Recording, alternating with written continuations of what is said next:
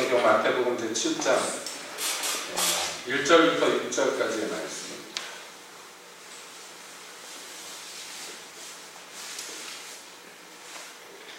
마태복음 7장 1절부터 6절까지 이 시간 함께 보시겠습니다. 마태복음 7장. 비판을 받지 아니하거든 비판하지 말라. 너희의 비판하는 그 비판으로 너희가 비판을 받을 것이요 너희의 헤아리는 그 헤아림으로 너희가 헤아림을 받을 것이니라. 어찌하여 형제의 눈 속에 있는 티는 보고 내 눈 속에 있는 들보는 깨닫지 못하느냐. 보라, 내 눈 속에 들보가 있는데 어찌하여 형제에게 말하기를 나로 내 눈 속에 있는 티를 빼게 하라 하겠느냐. 외식하는 자여, 먼저 네 눈 속에서 들보를 빼라. 그 후에야 밝히 보고 형제의 눈 속에서 티를 빼리라. 거룩한 것을 개에게 주지 말며 너희 진주를 돼지한테 던지지 말라. 저희가 그것을 발로 밟고 돌이켜 너희를 찢어 상할까 염려하라. 하나님, 이 시간 주의 말씀 받고 싶고 듣고 싶어서 저희가 모였습니다. 그러오니 주님 오셔서 말씀하여 주시옵소서. 예수님 이름으로 기도합니다. 아멘. 마태복음 5장, 6장, 7장에 걸쳐서 있는 예수님의 산 위에서의 설교, 산상순 말씀을 우리가 함께 보는 가운데 이제 마지막 부분인 7장에 들어서서 비판을 하지 마라 하는 그 주님의 명령에 대해서 지난 시간에 우리가 함께 살펴보았습니다.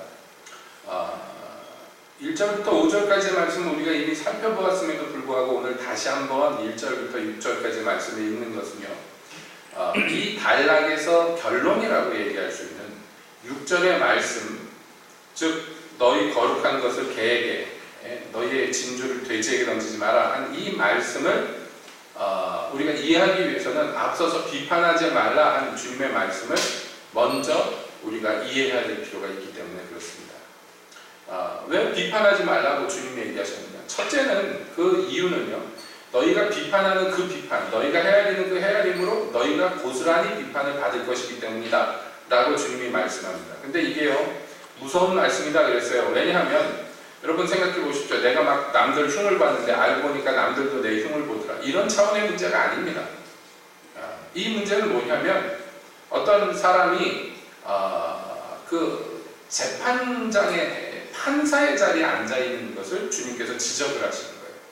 다른 사람에 대해서 판사 같은 노릇을 하는 사람들, 그 사람들은 좋습니다. 뭐 다른 사람들에게 잘잘못이 보였으니까 그렇게 하겠죠.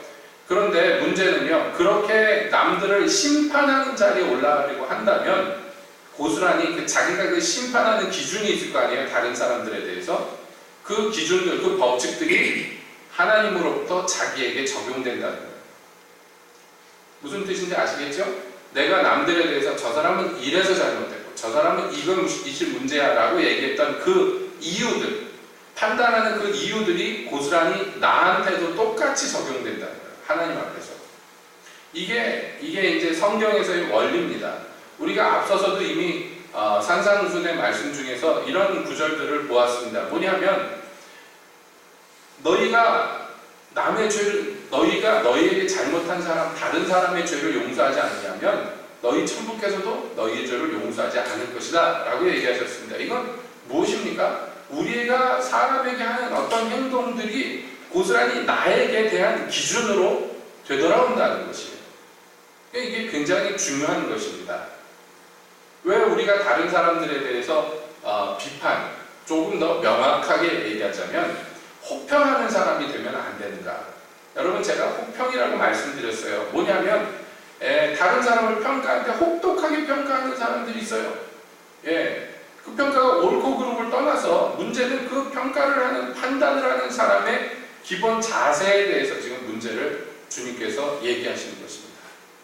우리가 하나님의 긍휼과 자비를 입기 원한다면 우리도 다른 사람들에게 긍휼과 자비로 대해야 합니다. 이게 원칙이에요. 긍휼 없는 자들에게는 긍휼 없는 심판이 기다리고 있다고 성경에서 분명하게 우리에게 얘기합니다. 그러니까 우리가 긍휼과 자비를 얻고자 한다면 당연하지만 다른 사람들에게 우리가 먼저 긍휼과 자비의 자세로 나가야 돼요. 이미 앞서서 용서라는 이 문제에 대해서 이 이야기를 많이 우리가 나눴습니다. 1만 달란트 빚진 종이 임금으로부터 탕감을 받았을 때 여러분 그는 자기에게 뭐 인간적으로 거액일지도 몰라요. 300데나리온 빚진 자를 붙잡아다가 감옥에 가두면 안 되는 거란 말이에요. 왜냐하면 그 기준이 고스란히 자기에게 돌아오기 때문입니다. 왕이 그 얘기를 듣고 그 사람 탕감되었던 종을 불러다가 너 탕감된 거 취소. 네가 다른 사람에게 가졌던 그 자세 그대로 너에게도 하겠다. 홀이라도 갚지 않으면 감옥에서 못 나올 거다. 이게 하나님의 자세입니다. 우리가 이것을 분명히 알아야 되는데 왜냐하면 뭐 다른 성경도 그렇지만 산상순 전체에 흐르는 가장 중요한 기초적인 진리 기준 중에 하나가 뭐냐면 우리가 하나님 앞에 있다는 거예요. 이걸 놓쳐서는 안 된다는 것입니다. 앞에서 맨 앞에서 우리가 팔복, 즉 하나님 앞에서 복 있는 사람을 얘기를 했습니다. 여러분 이것은 세상의 복이 아니에요. 하나님 앞에서의 복이란 말이에요. 심령이 가난한 자가 복이 있습니다. 왜냐하면 세상 나라를 얻는 것이 아니라 하나님의 나라를 얻을 것이기 때문입니다. 애통하는 자는 복이 있습니다. 왜냐하면 그가 땅에서 위로받을 일이 없어요. 하나님의 위로를 받기 때문입니다. 항상 이런 식입니다. 하나님이 갚아주신다는 거예요. 그 복이 다 하나님 앞에서의 복이에요. 우리가 의를 행할 때 어떻게 행하라고 주님이 가르쳐 주셨습니까? 사람들에게 보이지 말고 은밀히 보시는 하나님 앞에서만 해라. 이거예요. 이게 기준입니다. 기초입니다. 그러니까 우리가 다른 사람들을 판단하고 비평할 때 잊지 말아야 돼요. 그거 하나님 앞에서 하는 것입니다. 하나님이 보고 계십니다. 그렇기 때문에 비판하지 말아야 될 첫 번째 이유는 무엇입니까? 네 비판하는 바로 그 기준이, 그 법칙이 바로 너를 평가하는 기준이 될 것이기 때문에. 이 중요한 것이죠. 두 번째 우리가 비판하지 말아야 될 일이 뭐냐면 내 눈에 들보가 있기 때문입니다. 내 눈에 들보가 있다는 것은 무엇을 의미합니까? 여러분? 예? 기둥이 들보가 있어요. 기둥이나 큰 무슨 건축 재료가 내 눈에 박혀 있어. 그럼 이 사람의 눈이 뭘 보겠습니까? 아무것도 못 봐요. 기능을 못 한단 말이에요. 그러니까 예수님이 얘기하시는 비판하지 말아야 될 두 번째 이유는 뭐냐면 비판할 능력이 없기 때문입니다. 자기는 있다고 생각해. 비판할 능력이. 그러나 예수님이 뭐라고 얘기하시나요? 너는 누구를 이러쿵저러쿵 할 아주 근본적인 능력이 없구나 라고 얘기하십니다. 여러분 이것이 비록 비유의 말씀이지만 아주 명백합니다. 예, 어떤 사람의 눈에 대들보가 박혀 있는데 그 사람의 눈으로 무엇을 볼 수 있겠습니까? 그러므로 이 두 가지 큰 기준에 우리가 생각해 볼 때 이래서 나는 비판하면 안 되는구나 하는 것을 먼저 알아야 되겠다는 거예요. 그리고 절대로 놓쳐서는 안 되는 중요한 진리가 있습니다. 그건 뭐냐면 그러면 아무것도 비판하지 말아야 되는가? 그것은 아니란 말이에요. 왜냐하면 성경에서도 무수히 나오고 산상순에서도 나오지만은 너희는 거짓 선지자들을 주의하라. 어떻게 주의해요? 비판하지 않는데 옳고 그른 걸 따지지 않는데 그 사람이 거짓 선지자인지 아닌지 어떻게 알아요? 모르잖아요. 그 사람이 양의 모습으로 옵니다. 그러니까 그거를 갖다가 분별할 줄 모르는 사람은요 그냥 양으로밖에는 안 보이는 거예요. 그 사람이 사실은 이 일인지 모르는 거예요. 그러면 안 된다는 것입니다. 그래서 옳고 그른 것, 거룩하고 속된 것, 여러분 이런 것들을 우리가 분별하는 능력이 있어야 돼요. 비판하지 말라 그랬으니까 그렇구나. 비판하지 말아야 되겠구나. 그래서 모든 것을 다 허용하는 그런 기독교가 돼서는 안 된다는 것이에요. 우리에겐 분명하게 악을 멀리하고 선을 행할 것에 대한 아주 기본적인 명령이 이미 우리 가운데 있기 때문입니다. 그러니까 선과 악을 분별하는 데 이르도록 자라가야 되는 것이고 우리가 그래서 특히 마지막 때가 될수록 더욱더 미혹되는 자들을 건져낼 수 있는 그러한 진리의 용사들이 돼야 돼요. 그렇기 때문에 이 비판하지 말라는 것을 잘못 받아들여서 모든 것을 다 허용해야 된다고 생각하면 곤란하다. 특히 뭐냐면 그렇구나, 내가 하나님한테 싫은 소리 안 들으려면 나도 딴 사람들한테 싫은 소리 하지 말아야지, 이러면 안 된다. 그것은 옳지 않은 것이, 그건 하나님 뜻도 아니고요. 자, 그러니까 여기에서 이제 우리가 잘 균형을 잡아야 되는데, 그 균형을 잡기 위해서 혹시나 이 비판하지 말라라는 명령을 오해하거나 또는 잘못 사용하지 않게 하기 위해서 예수님께서는 이 6절의 말씀을 여기다 딱 꽂아 놓으십니다. 그러니까 성경은 참 대단하고 아무리 봐도 완벽합니다. 그 6절의 말씀이 균형을 딱 잡아주는 거예요. 6절이 뭐라고 되어 있습니까? 거룩한 것을 개에게 주지 말며 너희 진주를 돼지 앞에 던지지 마라. 그러니까 뭐냐면 이건 뭐 당연히 비유의 말씀이죠. 거룩한 것을 바둑이한테 주지 마라, 그런 얘기 아닌 줄 아시죠, 여러분? 그러니까 어떤 종류의 사람들이 있는데 이 사람들을 주님께서 뭐라고 부르시냐면 어떤 사람들은 개고 어떤 사람들은 돼지다, 이렇게 얘기하셔요. 굉장히 혹독한 말씀입니다. 그러니까 우리가 거룩한 것을 가진 사람들이에요. 여기 진주라고 표현한 건 당연합니다. 이건 성경 말씀에 대한, 우리가 받은 복음에 대한 아주 대표적인 비유 중에 하나입니다. 그런데 이 진주와 같은 것들, 이 생명의 거룩한 것들을 우리가 소유하고 있고 또 이것들을 사람들에게 나누어주는 역할을 사명으로 받았는데, 그런데 그러한 일들을 할 때 아무렇게나 하면 안 된다. 모든 족속으로 제자를 삼고 모든 사람들에게 복음을 전한 사명이 우리에게 있음에도 불구하고 주님께서는 뭐라고 얘기하셨느냐? 개에게는, 돼지에게는 주면 안 된다라고 얘기하셔요. 이건 우리가 깊이 생각해야 돼요. 되게 중요한 문제예요. 그러니까 당연히 어떤 사람들을 볼 때 이 사람들이 개구나, 이 사람은 돼지구나, 여러분 우리가 이걸 분별할 줄을 알아야 된다는 얘기예요. 그래야지 거룩한 것을 그 사람들에게 안 줄 수가 있는 것이에요. 그러니까 보세요. 자, 남들을 비판하지 마라. 너 네 눈에 들보가 있으면서 어떻게 형제의 눈에 티를 뽑아주겠다고 하느냐? 예수님이 그러셨어요. 그리고 끝난 게 아니라 예수님의 말씀은 뭐라고 되어 있냐면 외식하는 자여 먼저 내 눈 속에서 들보를 빼어라. 그 후에야 밝히 보고 형제의 눈 속에서 티를 빼리라. 이렇게 되어 있어요. 생각해보건데 이건 무슨 말씀이냐면 형제의 눈에 티를 빼줘야 된다는 얘기예요? 안 빼줘야 된다는 얘기예요? 빼줘야 된다는 얘기예요. 왜냐하면 들보는 아닐지 모르지만 여러분 눈에 티 하나만 들어가도요 눈이 재구실 못합니다. 아프고 눈물 나고 그래가지고 앞에를 잘 못 봅니다. 우리가 그런 경험들 많이 있잖아요. 그러니까 이해할 만한 얘기로 비유로 말씀하시는 것인데, 한쪽 눈에 티가 들어가도 힘든데 예를 들어서 두 눈 다 티가 들어갔어. 이러면 이 사람은 눈뜬 장님이에요. 눈을 못 뜹니다. 아파가지고. 여러분 운동화 안에, 구두 안에 조그만 아주 작은 돌멩이 하나만 들어가도 걷기가 얼마나 힘듭니까? 그러면 어떻게 해요? 여러분 걷다가 말고라도 언제라도 신발 벗어서 탈탈 털고 다시 신잖아요.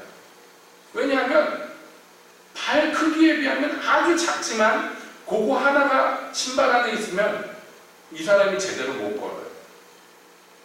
그렇죠? 이동현 집사님 손가락에 티눈 하나 박히니까 이게 얼마나 고통스럽고 아프든가요. 여러분 우리가 그렇습니다. 저도 발에 티눈이 있었던 적이 있는데 구두가 이제 잘 안 맞는데, 당시 이제 제가 그 전도사 생활을 할 때 어떻게 구두가 하나 생겨가지고 줄창 그것만 신었어요. 누가 주셨나 그래가지고. 근데 좀 작은데 좀 참고 신자. 그러고선 항상 양복에 구두 신고 다녀야 되니까 그러고 다녔는데 좀 지나니까요 발바닥 한복판에 티눈이 생겨요. 처음에 조금 무시하고 다녔는데요 걸을 수가 없는 거예요. 나중에는 얼마나 아픈지. 걸을 때마다 눈물이 찔끔찔끔 나요. 발바닥에 티눈 하나 박혔는데. 그래서 이걸 어떻게 해야 되나, 병원을 가야 되나, 어떻게 해야 되나. 네? 뭐 딱히 수가 없어서 참 무식하죠. 그걸 앉아서 손톱으로 파기 시작했어요. 네. 며칠을 팠더니 나중에 티눈이 나왔는데 인터넷을 찾아보니까 그 근이 빠져야 된다. 처음에 이제 티눈이 생긴 거를 손톱으로 팍 하니까 얼마나 그런 짓 하면 안 됩니다. 이거 집에서 따라하면 안 되니까. 네. 그러다가 균 들어가고 그러면 큰일 나는 거예요. 그 당시에는 무식해서요. 어느 정도 빼니까 괜찮은 것 같아. 그래서 또 다니다 보면요. 다시 티눈이 커져요.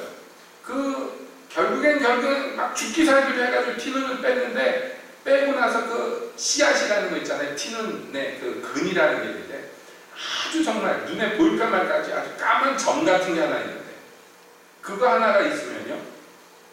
그거 하나 때문에 전체 발을 못 쓰게 되더라고요. 여러분 이 티라는 것을 가볍게 볼 일이 아닙니다.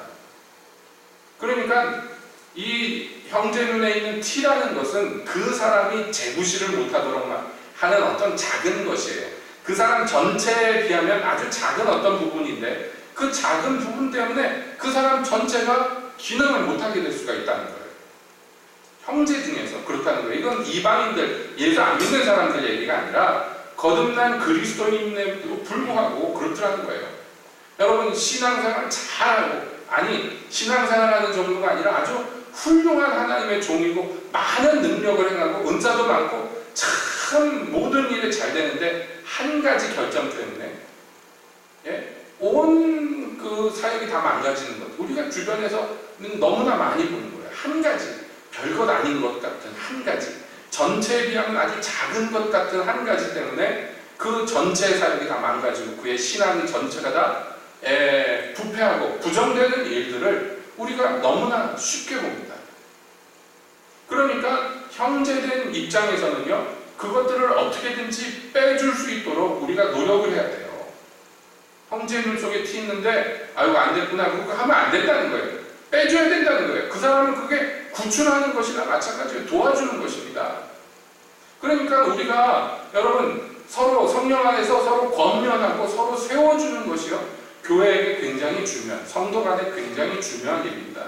우리가 각각 하나님 앞에 홀로 나아가지만 또한 하나님 안에서 하나가 된 한 몸이기 때문에 여러분 지금 제가 예로 들었습니다만은 발에 티눈 하나 박혀있는데 그게 나랑 무슨 상관이야? 그럴 수가 없는 거예요. 왜냐하면 내 몸뚱아리 일부고 그거 하나 때문에 내 온몸이 아프기 때문에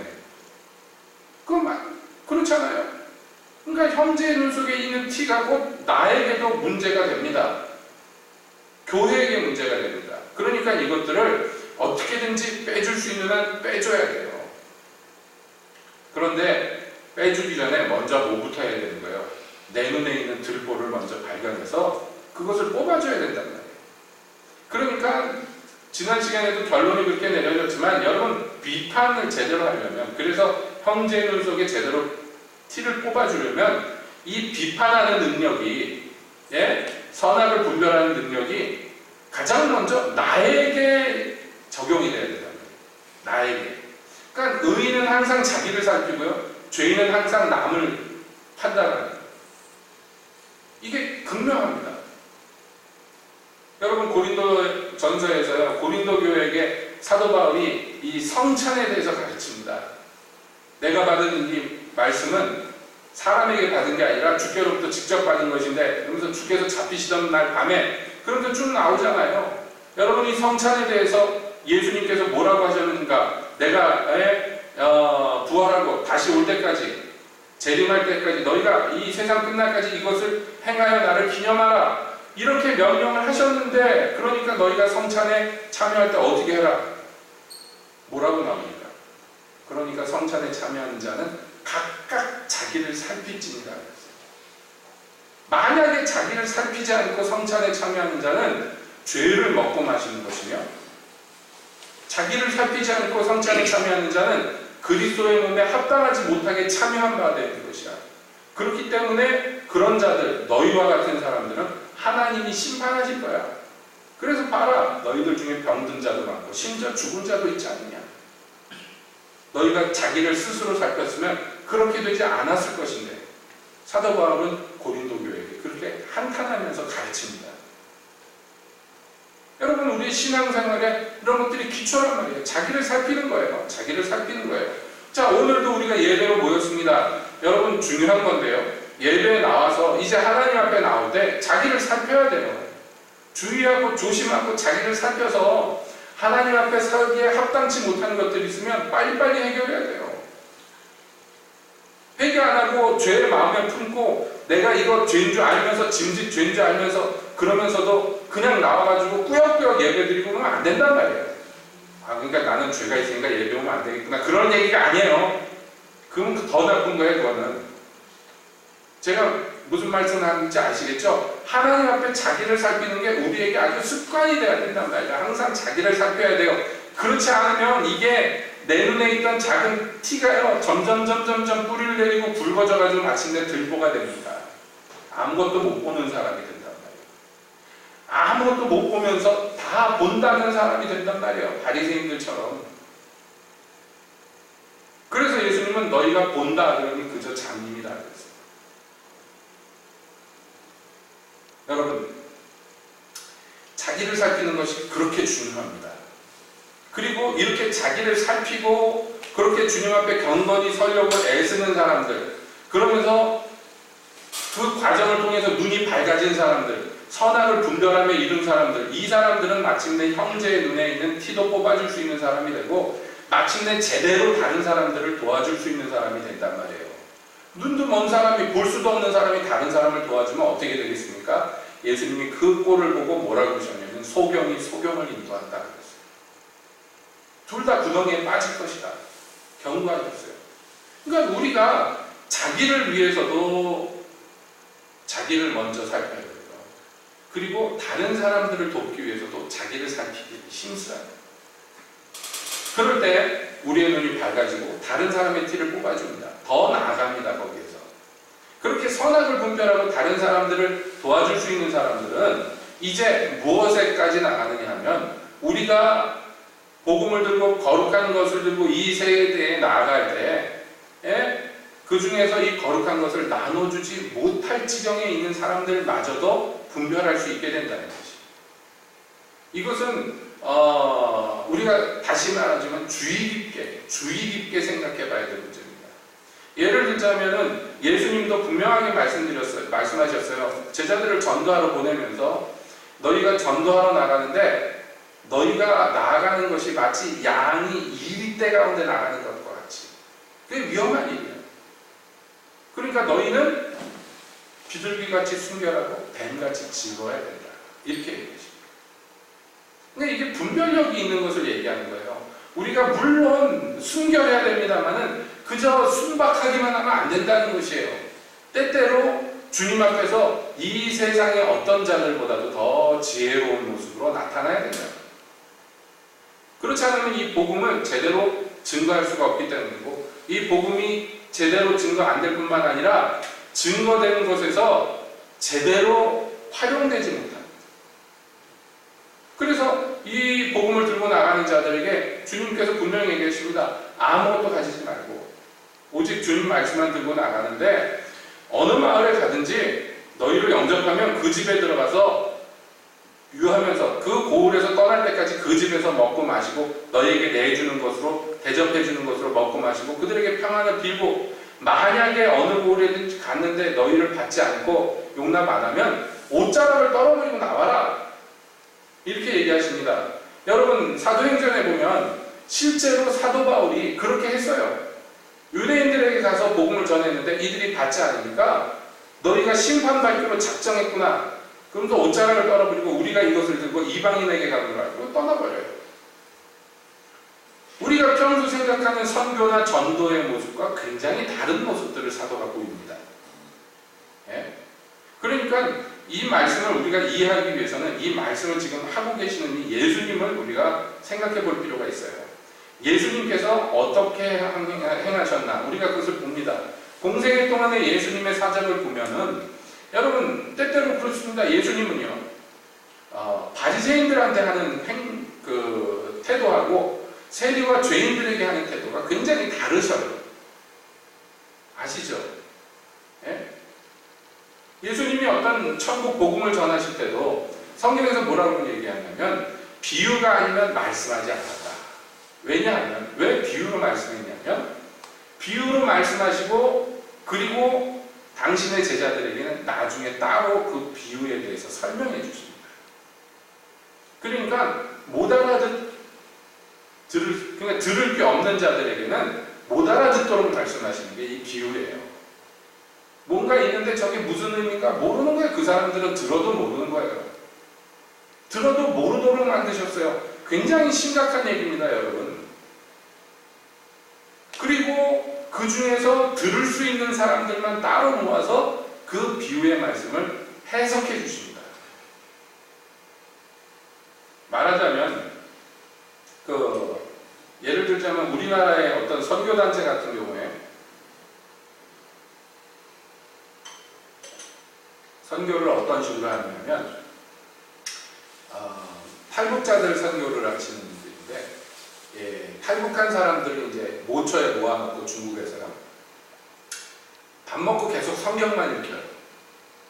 그 사람들한테 과업을 하나 주는데 성경만 읽어. 너희 안전과 수칙은 우리가 책임져 주겠다. 그러니까 이 탈북한 사람들이 앉아서 성경만 읽는 거예요. 이게 공산주의에 쩌드른 사람들, 그래가지고 평생에 수동적으로 명령 들은 대로만 하고 사는 사람들이라 그 안전한 데 모아놓고 밥만 주니까 밥 먹고 거기서 따뜻한 방에 앉아가지고 성경만 읽습니다. 성경을 몇 독을 하는데 왜 그렇게 하느냐면 성경 말씀을 읽다 보면 이 사람들이 변화받고 예수 믿을 거다. 뭐 그 의도가 선하고 그 마음이 어떤지 충분히 동의합니다만 예를 들어서 드리는 말씀이에요. 그런 식으로 전도나 이런 선교를 하는 경우가 굉장히 많아요. 특히 현대교회에 있어서 그냥 성경 말씀을 툭툭 던져버립니다. 그리고 그 말씀이 알아서 그 사람 안에서 역사할 것을 믿습니다. 그렇게 해서 실제로 예수 믿는 사람들이 없지는 않지만 우리가 성경 안에서에 보면요 조금 성경과는 다른 방법이 아닌가 그렇게 생각합니다. 예를 들어서 성령이 빌립을 강권에서 광야로 데려갑니다. 거기에서 이디오피아에서 왔던 네시를 만나게 하는데요. 그 사람이 자기의 마차 안에서 성경을 읽고 있었어요. 빌립이 가가지고 물어봅니다. 그 읽는 것이 무슨 의미인지 알겠는가?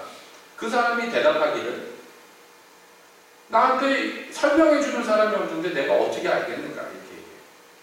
그러니까 이 성경을 읽다가 혼자서 성경을 읽다가 예수 믿는 사람이 없는 것은 아니에요. 하나님은 어떻게라도 역사하십니다. 그러나 그것이 일반적이고 또 정상적인 방법이라고 생각하는 건 좀 무리가 있다는 거예요. 성경 말씀을 어떤 사람이 읽었을 때 여러분 그것을 그 사람이 읽는다고 해서 이해가 되는 게 아니에요. 그것이 이해되기 위해서는요 반드시 하나님의 역사, 하나님의 은혜가 필요합니다. 그런데 그 읽는 것을 이해시키기 위해서 하나님께서는요 자기의 종들을 사용하십니다. 그래서 빌립이 그 이디오피아 내시가 읽고 있는 부분부터 해서 예수 그리스도를 증거하기 시작해요. 그래서 그가 예수를 믿습니다.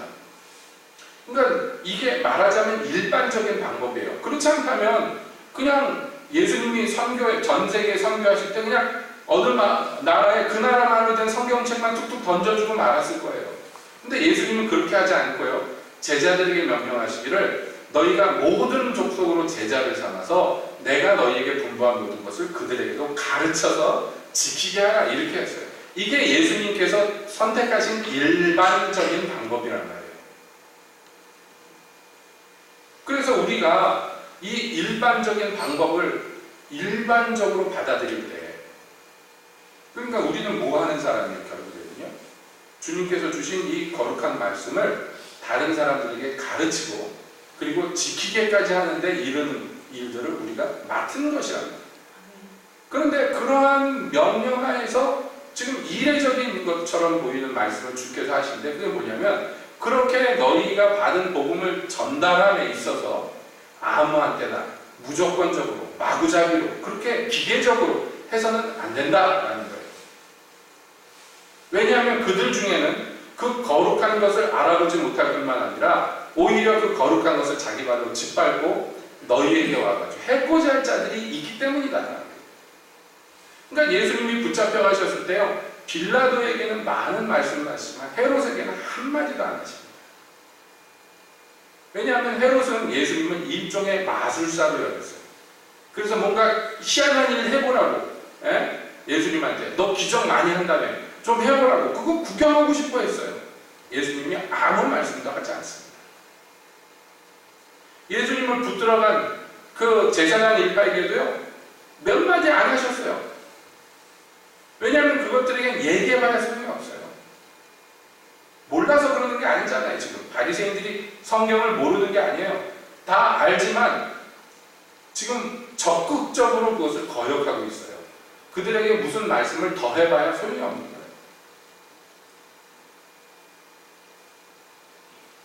그래서 주께서는 뭐라고 얘기하셨냐면, 내가 이들에게 아무것도 알아듣지 못하게 할 건데, 왜냐하면 혹시라도 알아듣고 회개하고 돌아올까 봐 내가 그것을 걱정한다. 여러분, 이사야 선지자를 통해서 이렇게까지 말씀하셨어요.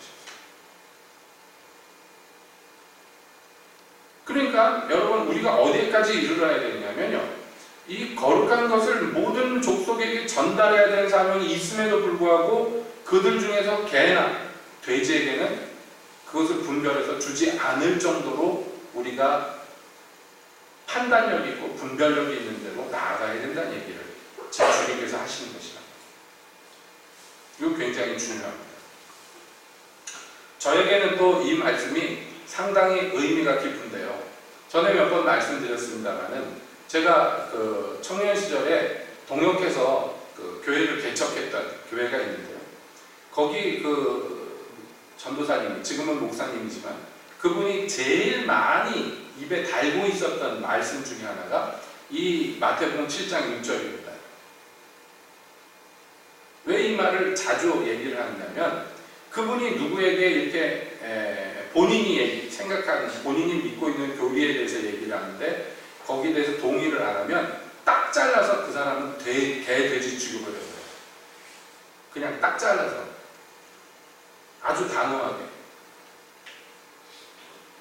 근데 문제는요, 뭐냐면 그분한테 사람 취급받기가 굉장히 힘들다. 한 100명 중에 하나, 1000명 중에 하나 정도. 나머지는 다, 일반인들은 다 개돼지야. 말하자면. 그러니까 여러분이 잘 생각해야 돼. 우리가 복음을 전했는데 아이고 그렇군요 하고 받아들이는 사람이 불신자 중에 몇 명이나 있겠어요. 야, 내가 전도했는데 안 받아? 너 개구나. 이러면 안 된단 말이에요. 이거 아무한테나 쓰는 게 아닙니다.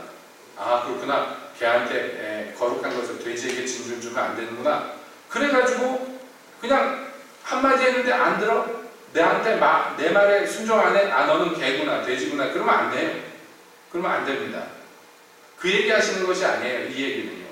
깊은 영적 통찰력과 성령으로 말미암아 밝아진 눈이 있는 사람들이 돼야 된다고 지금 말씀하는 거예요. 그러기 위해서는 먼저 뭐가 전제되어야 된다고 말씀드렸습니까? 비판적이지 않은 사람, 자비와 긍휼이 넘치는 사람이다. 그리고 항상 주 앞에서 자기를 살펴서 제 눈에 들보가 박히지 않도록 자기 눈 관리를 잘하는 사람. 그래서 형제의 눈에 있는 티라도 찾아서 빼줄 수 있는 그런 사람이 돼야 된다 말이에요. 이것이 먼저 전제돼야 됩니다. 그렇지 않고 혹평하는 사람, 자비와 긍휼이 없는 사람이 만약에 이 6절의 말씀을 적용하려고 그러면요, 정말로 모든 인류가 다 개돼지 취급받을 수밖에 없는 것이에요. 그 사람 기준에 그 사람 성명에 누가 맞겠습니까? 그러니까 여러분, 이 기준에 대해서 우리가 참 바로 서 있어야 되는데, 이것도 또 한편 굉장히 어떤 의미에서 힘든 일 중에 하나예요. 왜냐하면 예를 들어서 종교개혁자 칼빈 선생 같은 경우에는 설교하다가, 여러분, 칼빈이 종교개혁을 했을 때 자기 도시에서 일종의 왕이었어요. 사법 권력까지 가졌어요. 목사님인데도 불구하고. 그 온 도시를 성경적으로 개혁을 하는데 못 따르는 사람들이 있습니다. 예배를 드리는데 딱 나와가지고 칼빈 선생님이 설교를 하는데 인선이 같은 애가 막 졸아. 그러면 어떻게 할 거예요? 설교하다 말고 경비원 부르는 거예요. 그러면 뒤에서 창칼 든 군인들이 와가지고 양쪽 척척 잡아가지고 끌고 나가요. 바로 지하 감옥이에요. 진짜입니다. 거기서 끝나느냐? 예배가 마쳤어. 지하 감옥에 가가지고 이 개돼지만도 못한 것이 하나님 말씀을 전하는데 졸아? 끌어내 묶어가지고 채찍질하는 거예요.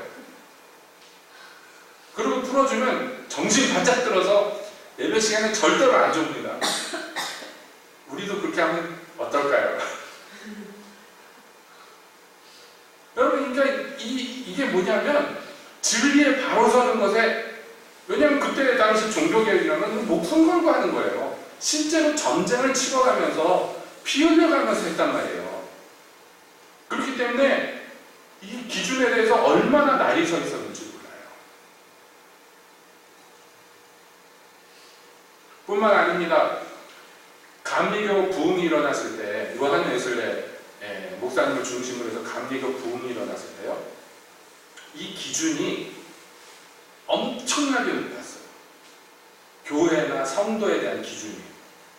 그래서 부흥이 일어나서 각처에 교회가 생겼는데, 예배 처소들이 생겼는데 목회자가 부족해요.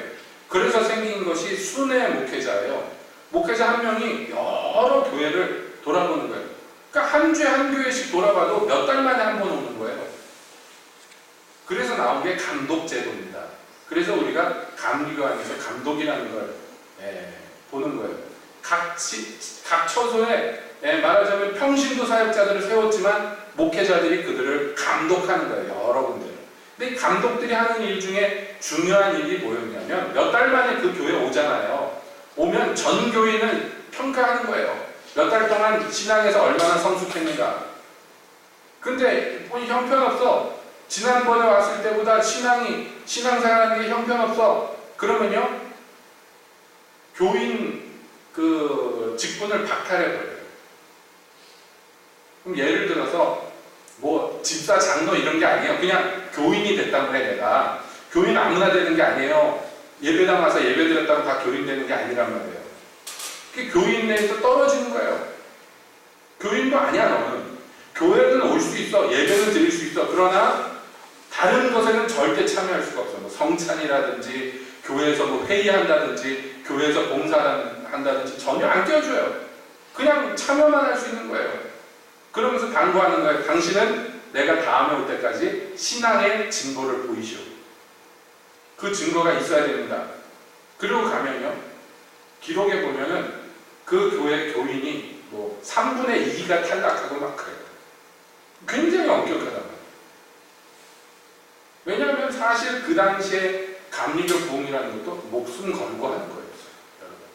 그 당시에 국교회, 영국 전체 국민이 다 국교회 교인인데 거기서 탈퇴해서 감리교도가 된다는 것은 실제로 많은 손해를 감수해야 되고 실제로 죽는 사람들도 있었어요.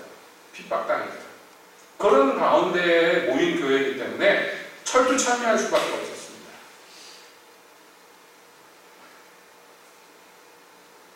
당신은 교인 자격이 없어. 심지어는 너는 개돼지니까 설교 들으면 안 돼. 이렇게 하면 여러분 교회 몇 채나 남아나겠어요.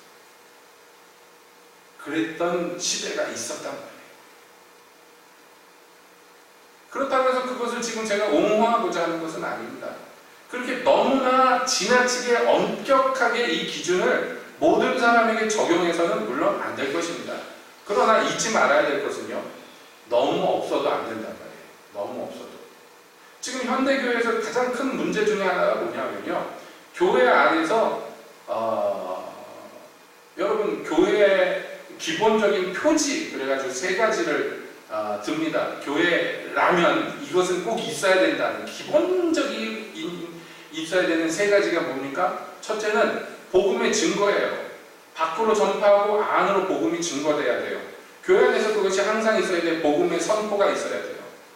그게 없으면 기독교인들이 모여서도 그건 교회가 아니죠. 여러분 모여가지고 무슨 딴 얘기만 하고 시사 얘기만 하고 정치 얘기만 하고 그건 교회가 아니란 말이에요. 거기에 복음이 증거돼야지 교회지. 당연한 얘기입니다.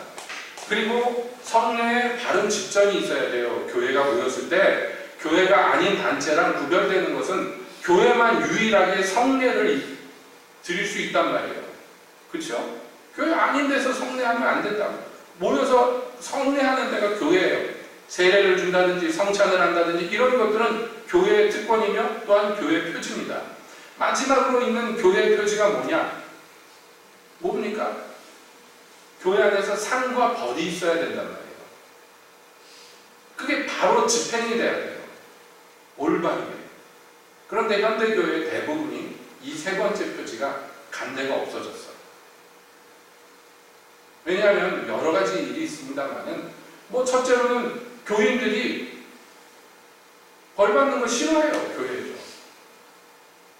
현저한 죄가 있어. 예를 들어서 어떤 교인이 남자 성도 여자 성도끼리 불륜이 일어났어요. 그럼 어떻게 할까요? 교회에서 징치해야죠. 벌을 줘야죠. 여러 가지로 회개할 기회를 주는 의미로서도 그를 벌해야 됩니다. 심하게는 사도가 뭐라고까지 얘기했느냐? 내가 그를 사단에게 내어준 것은 그의 몸이 비록 멸망할지라도 그의 영혼이 주님의 날에 혹시 구원을 받을까 해서. 여러분, 사도가 얘기합니다. 그를 사단에게 내어줬다. 이건 어마어마한 얘기, 무서운 얘기예요. 오늘날 현대교회에서는요, 그런 걸 찾아볼 수가 없어요. 뭐 때문이냐면 성도들이 싫어해요. 그리고 목회자도 싫어해요. 왜냐하면 교인 떨어지는 걸 싫어하기 때문에, 두려워하기 때문에 혹시 싫은 소리 해가지고 딴 교회 갈까봐 못합니다. 그러니까 피차 좋고 좋은 게 좋은 거라고 그래가지고 넘어가고 그래서 어떻게 되냐? 죄송한 얘기지만 교회 안에 개돼지가 가득하면 어떻게 해요? 예? 거룩한 것을 받을 수 없는 사람들이 예배당 안에 가득하면 그거 어떻게 되냐? 그러니까 이게 이 심각한 얘기를 하는 거예요. 그러니까 그 징벌이 교회 안에서 사라진 중요한 이유가 분별력이, 영적인 분별력이 제대로 발휘되지 못하기 때문입니다. 그래서 교회에서 장로나 집사를 세우는 것에 대해서, 직분자를 세우는 것에 대해서 성경에서 분명하게 기준이 있는데요. 그 중에 하나가 뭐냐면 초신자들은 안 된다 그랬어요. 왜 초신자들은 안 된다고 그랬을까요? 왜 믿은 지 얼마 안 된 사람들을 직분으로 세우지 말아라 그랬을까요? 그들이 마귀가 정죄받는 그 정죄에 빠질까 한다 그랬어요. 마귀처럼 될까봐 그러면 안 된다. 그거는 어렵게 생각할 건 없습니다. 그 사람이 사회에서 예수 안 믿을 때 얼마나 많이 학식이 있고 얼마나 교양이 투철하고 그런 것과 상관없이 일단 교회의 일원이 되면요, 아직 어느 부분에 미숙하냐면 이 거룩한 것과 속된 것, 바른 것과 잘못된 것을 분별할 능력이 부족한 거예요. 이건 하루아침에 생기기 힘든 거기 때문에 더더욱 그렇습니다. 그래서 여러 가지로 시험해 본 후에 그 사람이 적합하면 그 직분 자리에 앉혀라. 성경에서 분명하게 그렇게 얘기한단 말이에요. 근데 오늘날 봅시다. 여러분, 오늘날 직분자를 세우는데 이 사람이 영적인 분별력이 있는가? 거룩한 것과 거룩하지 못한 것들을 분별할 수 있는 영적인 능력이 있는가? 이런 거 안 따지잖아요. 하나님께서 이 사람에게 구체적으로 어떤 능력과 어떠한 성품과 어떠한 은사들을 주셨는가 이런 거 재보지 않습니다. 성경에서 분명한 기준들이 쭉 주어졌건만 그런 기준으로 사람을 발탁하지 않습니다. 그러다 보니까 인간 같지도 않은 인간들이, 죄송합니다, 인간 같지도 않은 인간들이요, 교회에 와서 경건을 이익의 재료로 삼으려고, 예? 정치하는데 또는 내가 장사하는데 도움을 받으려고 교회에 와가지고 어떻게 직분 하나 얻어보려고 별짓을 다 대형교회에서 더더욱. 그러면 더 이상 그것은 교회가 아니에요. 그냥 사람들이 모이는 세속단체나 마찬가지인 것이에요. 이익단체나 친교단체에서는 그것이 가능하지만 하나님 앞에 있는 사람들이 모이는, 하나님과 함께하는 사람들이 모이는, 하나님께 복받은 사람들이 모이는 것인 교회에서는 안 된단 말이에요. 그렇게 해서는. 그러니까 필수적인 것인데 여러분 우리는 이 최소한 기본적인 영적 분별력을 너나 할 것 없이 다 가져야 됩니다. 너나 할 것 없이. 이게 이루어졌을 때, 네? 이루어졌을 때, 예를 들어서 예루살렘 교회에서 집사가 필요해. 그러니까 사도들이 어떻게 얘기합니까? 그냥 교회에다가 이렇게 얘기합니다. 사람과 하나님 앞에서 성령과 지혜가 충만하여 칭찬 듣는 사람들을 너희가 천거하라. 교인들이 천거하니까 사도들이 보고 천거 잘했구나. 그 집사를 임명해요. 그건 뭘 의미하냐면 사도들뿐만 아니라 그 당시에 예루살렘 교인들이 일반적으로 그 정도 분별할 수 있는 사람들이 모여있단 말이에요. 아, 저 사람은 성령과 지혜가 충만한 사람이야 라고 자기들 교인 중에 어떤 사람을 분별하는 거예요. 나머지 교인들이. 그리고 뽑았는데 그 사람들이 실제로 그런 사람들이야. 이게 뭐냐? 이게 정상적인 교회예요. 여러분.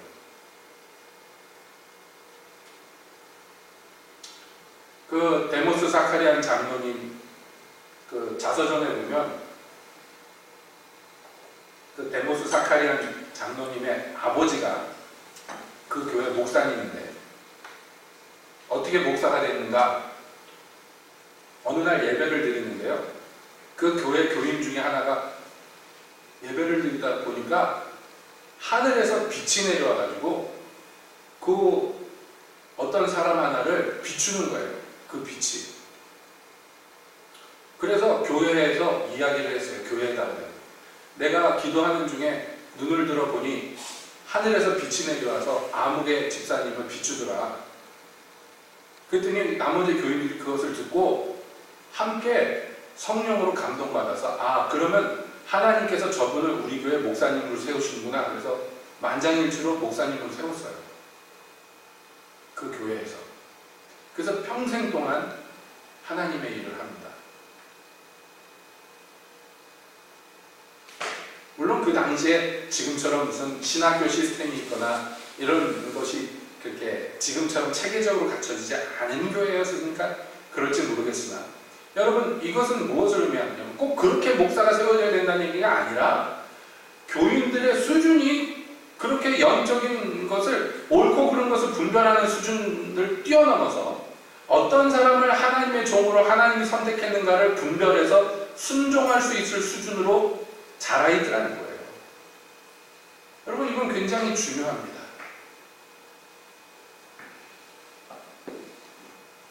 죄송한 이야기지만 오늘날 대부분의 교회 안에서의 회의가 심지어는 목사님들이 모이는 그 장소에서 일어나는 회의들도 보면요.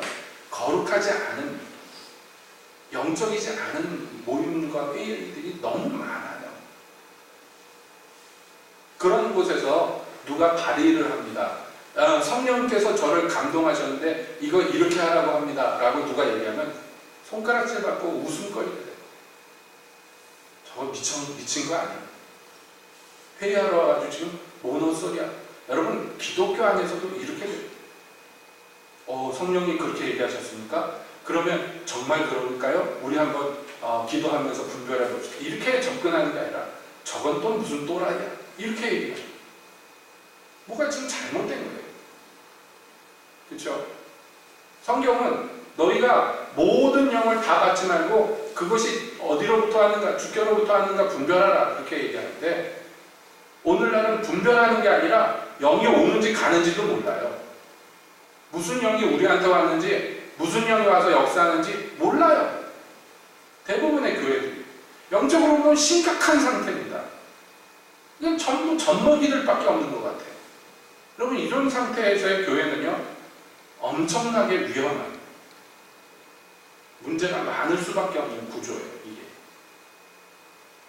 이 젖먹이들이면 그 젖먹이들을 성경에서 뭐라고 그러냐면 그리스도인이지만 육체에 속한 자들이라고 얘기해요. 그냥 육체에 살던 습성이 남아있기 때문에 성령을 쫓아서 해야 하는 게 뭔지를 아예 모르는 사람들이에요. 그래서 그냥 육체가 원하는 대로 하는 거예요. 교인들 대부분이 그러면 여러분 그 교회가 어디로 굴러가겠습니까? 오늘날의 대한민국을 교회를 보면서 저 개인적으로 심히 걱정하는 것 중에 하나가 그저 마귀가 미혹하면 미혹하는 대로 굴러다녀요, 교회가. 예, 어떻게 그런지 모르겠어요. 어떻게 그럴 수 있는지 모르겠어요. 최소한의 뭐 영적인 수준까지 안 들어가도 그냥 인간적인 분별력도 없는 것 같아요. 그냥 상식도 없는 것 같아요. 막 굴리면 굴리는 대로 막 굴러다녀요. 예수님께서 베드로에게 시몬아, 사단이 너를 밀가부르트 하려고 너를 청구하였다 라고 얘기하신 것 같이, 예, 밀 갖고 손바닥 위에 노는 것 같이 그렇게 놀리면 놀리는 대로 놀아다녀요. 오늘날의 대한민국 교회가 말이죠. 거기에서 분별력 있는 어른들이 그것은 그렇게 하면 안 됩니다 그러면은 득달같이 달겨들어가지고, 예? 평생 그렇게 주님 앞에서 고고하고 거룩하게 경건하게 사신 분들을 빨갱이로 몰아가지고 욕을 부리고 막 그럽니다. 아니 예수 안 믿는 사람들이 그러면 그런가 보다 그러는데 어떻게 그럴 수 있지? 오늘날의 원로 목사님들 중에 손꼽히는 존경받는 분들 중에 하나예요. 홍정일 목사님 같은 분을, 예, 좌익 용공이라고 막 그래가지고선 욕을 하고, 예, 문자를 날리고 그럼 도대체 빨갱이 아닌 사람은 도대체 누구예요? 예? 그런 분이 빨갱이면 도대체 아닌 사람은 누굽니까? 이거는 뭐 정신이 어디로 가는지 모르겠어요. 여러분, 예수님께서 우리에게 지금 말씀하시는 건 뭐냐? 예? 그런 비판 하지 말고 제대로 된 분별력을 가져야 된다. 그렇지 않으면 너희에게 내가 나누어준 그 거룩한 것들을 제대로 사용할 수 없다라고 얘기하십니다. 제대로 사용 안 하면 어떻게 되느냐? 그냥 제대로 거룩한 거 사용 안 되고 마는 게 아니에요. 이거 제대로 사용 못하면 주님 안에서 분별력 있게 이 거룩한 것들을 제대로 운용하지 못할 때 어떤 일까지 일어나느냐 하면, 보세요. 거룩한 것을 계획해 주지 말며 너희 진주를 돼지 앞에 던지지 마라. 저희가 그것을 발로 밟고 돌이켜 너희를 찢어 상할까 염려하라. 그게 고스란히 교회에게 피해로 돌아와요. 고스란히.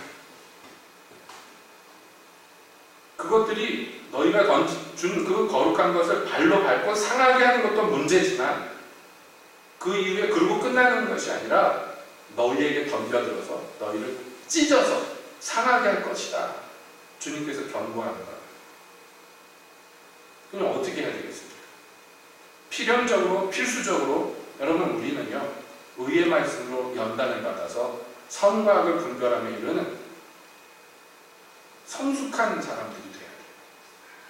이게 가장 기초적인 목표가 돼야 돼요. 신앙생활을 괜히 하면 안 돼요.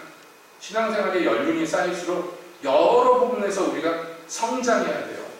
예수님께서 그 나이가 자라면, 예, 지혜도 또 같이 자라고 하나님과 사람 앞에서 사랑스러워가더라 그랬는데, 여러분 우리는 예수님의 본을 받아서 영으로 육으로 그렇게 자라가야 된다.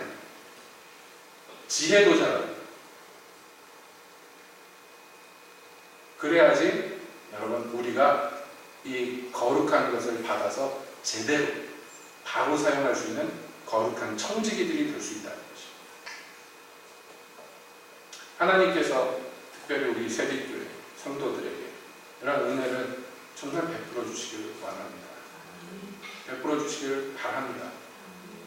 그것이 여러분에게도 유익이고 저에게도 유익이고, 그리고 우리가 이렇게 해서 다른 사람들이 유익을 받지 않겠습니까? 이런 우리 교회로부터 흘러나가는 간절히 소망합니다. 기도합시다.